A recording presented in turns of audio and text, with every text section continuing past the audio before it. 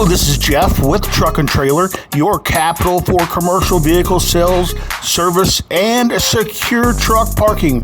Thank you for clicking into our affordable truck series today.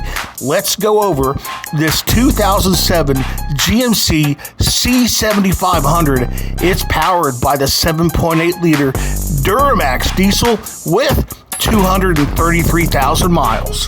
And as we get started, if this is something that you're looking for, maybe it's right up your price range, you want to see more videos, you got to let me know. Hit that like and subscribe button. Hit me up in the comments. Ask me a question. Say something. I'd love to get back with you. You just saw the step bumper and aluminum loading ramp hanging off the back end. And here we have our Supreme cargo box. It's FRP constructed, 24 foot long, 102 inches wide. You have 96 inches of interior height and E-track.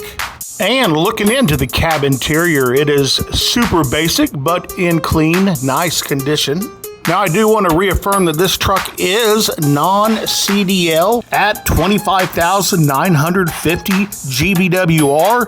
There's nothing to worry about. You're flying under the radar. Sometimes customers say, well, I don't like this manufacturer, or I don't like GMC. Well, listen, this truck is powered by an Allison automatic transmission, and this right here, 7.8 liter Duramax, which is basically designed by ISUZU. The 7.8 liter Duramax has been on the road for a long time. It's very well tested, and I've personally seen this engine get 1 million miles on them. And with that said, most individuals are not going to see 1 million miles. But it is a quality, well-built pre-emission engine, and you can stack them on there. As you can see from this engine compartment and on the frame coming up here in just a second, this truck does have just a little bit of rust, but it's not bad. It's not to the point where you have high pressure line malfunctions and oil pans rusting through.